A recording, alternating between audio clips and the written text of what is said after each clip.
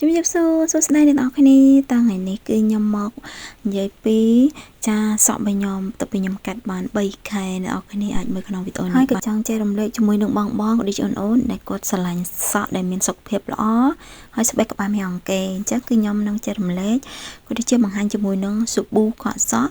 ដែលផលិតដោយស្នាដៃកូនខ្មែររបស់យើងតែម្ដងសារខ្ញុំទៅផ្សារហើយក៏បាន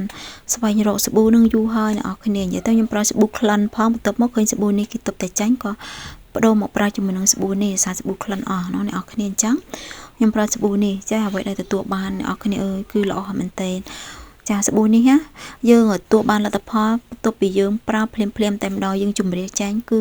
អ្នកទាំងអស់គ្នាយកដៃទៅស្ទាបសក់របស់យើងសាទន់ល្មើយដូចយើងអប់សក់ដូចយើងស្ប៉ាសក់ម៉ាស្សាសក់អញ្ចឹងអ្នកនរគ្នាយើងលាបក្រែមបន្ទន់សក់តែខ្ញុំអត់បានបន្ទន់តែអ្នកនរគ្នាខ្ញុំគាត់តែកក់តែសាប៊ូនេះជម្រះចាញ់សេសក់យើងទន់ល្មើយហើយដែលពិសេសគឺថាក្លន់វិញក្អូបកាមលីពេញផ្ទប់ទឹកតែម្ដងនេះគឺអានេះគឺមានលាបអ្នកនរគ្នាខ្ញុំឯសាតិតិខ្ញុំងូតទឹកអញ្ចឹង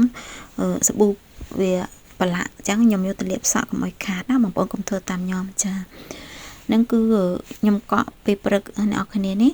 ស្ងួតហើយអ្នកនរគ្នាអាចមើលសក់របស់ខ្ញុំបានហើយនេះគឺខ្ញុំឲ្យបងប្អូនមើលចា10ឲ្យច្បាស់អាចទៅរកទីនៅផ្សារបានឥឡូវនេះគឺទីផ្សាររបស់យើងទូលំទូលាយហើយចាសាប៊ូស្តែផលិតផលចាស្នាដៃកូនខ្មែររបស់យើងណាចាហើយចំពោះសាប៊ូខ្មែរអូកានិកនេះវិញអ្នកនរគ្នាឲ្យគុណប្រយោជន៍គឺល្អខ្លាំងមែនតើហើយខ្ញុំទិញសាប៊ូនេះគឺដោយសារតែខ្ញុំឃើញ 2 in 1 ណាគឺសម្រាប់អ្នកស្បែកក្បាលអង្គែហើយនឹងសក់ជ្រុះអញ្ចឹងពីរនោះគឺត្រូវនឹងខ្ញុំចាហើយប៉ារបស់គេហ្នឹងក៏ចាក់គ្រួសាររបស់ខ្ញុំគឺគាត់មានបញ្ហាអង្គែស្បែកក្បាលហើយសម្រាប់ខ្ញុំវិញគឺសក់ជ្រុះអញ្ចឹងគឺខ្ញុំទិញមកសាកមើលសិន